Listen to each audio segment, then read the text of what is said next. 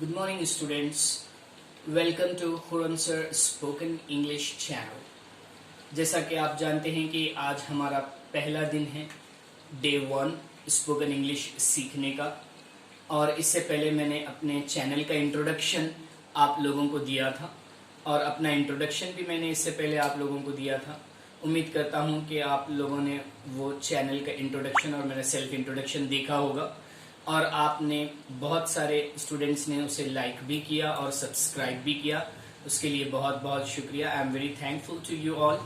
Today we are going to learn the basic things in English. मगर English शुरू करने से पहले डे 1 में मैं आप लोगों से कुछ पूछना चाहता हूं और आप लोगों को कुछ समझाना चाहता हूं। नॉर्मली होता ये है कि इंग्लिश सीखने के लिए बहुत सारे स्टूडेंट्स और बहुत सारे लोग डरते हैं, उनमें कॉन्फिडेंस नहीं होता है।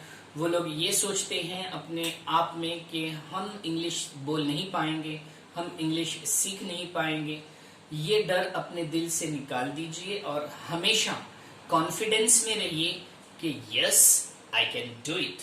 अगर आप में ये है कॉन्फिडेंस कि yes I can do it तो आप कर सकते हैं। हाँ, अगर आप फर्ज कीजिए कि मैं आपसे पूछूं कि क्या आप एरोप्लेन चलाना जानते हैं? Do you know how to fly aeroplane? Your answer will be no, obviously. आपका आंसर रहेगा नहीं, मैं नहीं जानता एरोप्लेन चलाना। अगर आप सीखेंगे एरोप्लेन चलाना तो एक ना एक दिन तो आपको आ ही जाएगा। तो बाज ऐसी चीजें होती हैं जिनको सीखने के बाद हमारे स्किल्स स्लोली डेवलप होते हैं। ये कोई नामुमकिन चीज नहीं है कि आप इंग्लिश में बात नहीं कर सकते। You can do it, but you have to remember that you have to practise it and one day you will be able to speak English very fluently. लोगों के दिलों में ये डर बैठा हुआ है कि इंग्लिश हम बात नहीं कर सकते, मगर इस चीज को छोड़ दीजिए और ये सोचिए कि हम इंग्लिश के स्किल्स को इम्प्रूव कर सकते हैं और आज नहीं तो कल हम भी अच्छी इंग्लिश फ्लुएंटली बात कर सकते हैं लाइक अ नेटिव स्पीकर। तो हम डे 1 में आपको पहले से ये बतला देंगे कि इंग्लिश क्या है। अगर कोई आपसे पूछ ले कि व्हाट इज इंग्लिश, तो ऑब्वियसली आप उसका आंसर देंगे English is an international language. और सवाल ये होता है कि हमें इंग्लिश सीखने की क्या जरूरत है? Why do we need to learn English? English में क्यों सीखूं? क्या फायदा होगा मुझे इंग्लिश सीखने से? बेशक आप बहुत सारे दूसरे सब्जेक्ट्स पर भी परफेक्ट होंगे, मैथ्स में परफेक्ट होंगे, आप साइंस में परफेक्ट होंगे, मगर आज इंग्लिश की इतनी इम्पोर्टेंस हो चुकी है कि अगर आप इंग्लिश अच्छी बोलेंगे तो तभी जाकर आप आगे अपनी स्किल्स को डेवलप कर पाएंगे और अच्छी से अच्छी जॉब्स और अच्छी से अच्छी रिस्पेक्ट हासिल कर सकेंगे।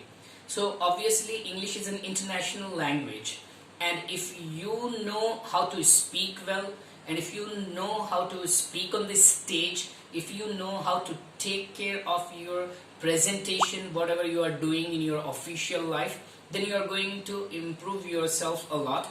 It is very much difficult, you believe, in the first time when you try to do it, but believe me, once the day passes, one day you will be very much perfect in speaking English.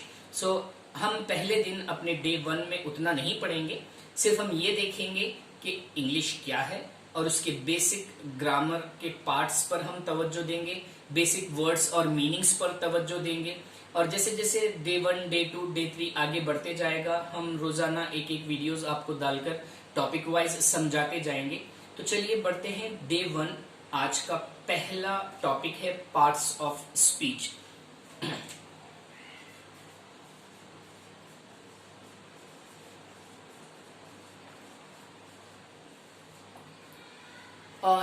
ये topic बहुत ही basic topic है। अगर आप English में parts of speech नहीं जानते हैं, अगर आप हायर क्लास के स्टूडेंट हैं या आप डिग्री पढ़ रहे हैं या आप कॉलेज पढ़ रहे हैं या कुछ भी आप पढ़ रहे हैं, अगर आपसे कोई पूछ ले कि how many parts of speech are there, और अगर आप इस सवाल का जवाब ना दे सकें तो बहुत मुश्किल हो जाएगी।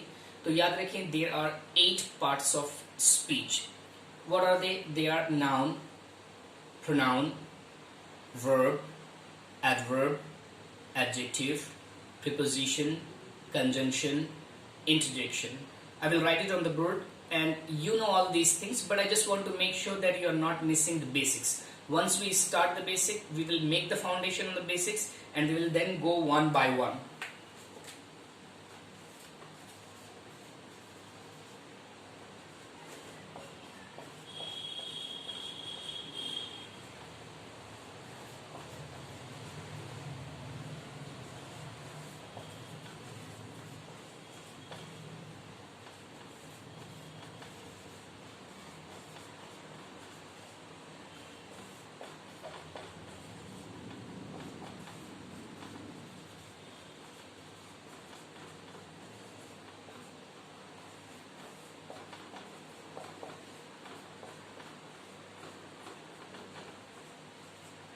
जैसे कि आप देख सकते हैं कि मैंने 8 नाम पार्ट्स ऑफ स्पीच के लिखे हैं। पहला है नाउन, दूसरा है प्रोनाउन, तीसरा है वर्ब, चौथा है adverb, then adjective, preposition, conjunction, interjection. Now we will see what is noun. हम यहाँ पर सिर्फ बेसिक डेफिनेशंस देख रहे हैं। Advance level of spoken English के हम नाउन के टॉपिक आपको बाद में, जैसे जैसे हमारे वीडियोस आगे बढ़ते जाएंगे, हम आपको समझाते जाएंगे। For the time being, we are only concentrating on the definitions and also few examples to understand the basic parts of speech. Once we complete this topic, again we will have an advanced topic on that. We will explain you in detail. Noun के बारे में अंदर तक बहुत detail तक हम आपको समझाएंगे, मगर यहाँ पर हम उसमें सिर्फ समरी टाइप समझा रहे हैं। कोई भी चीज देखिए, दुनिया में हर चीज का नाम होता है, चाहे वो बेजान चीज हो, चाहे इंसान हो, चाहे जानवर हो, हर चीज का कुछ ना कुछ नाम है। उसी तरीके से नाउन का मतलब होता है, नाउन का मतलब होता है नेम। इंग्लिश में हम नेम कहते हैं, ग्रामर में हम नाउन कहते हैं, हमारी नॉर्मल हिंदी लैंग्वेज में हम उसको नाम कहते हैं। जैसे कि आपसे पूछते हैं आपका शुभ नाम क्या है, आपका इसमें शरीफ क्या है, आपका नाम क्या है, उसी तरीके से हर चीज का नाम होता है। और अगर आप आजुक बाजुक अपने देखें तो बहुत सारी चीजों का नाम है। जैसे बोर्ड, बोर्ड भी कोई एक बेजान चीज है, एक नाम है। जैसे कि मार्कर, मार्कर भी कोई एक बेजान चीज का नाम है, नॉन लिविंग थिंग का नाम है। कोई भी जानवर का नाम हो सकता है, इंसान का नाम हो सकता है। उसी तरीके से हम नाउन के डेफिनेशन को कहेंगे, noun is a name of a person, place, animal, thing, whether it is living thing और नॉन लिविंग थिंग। और it is also an idea, और हम इसको आइडिया भी कह सकते हैं।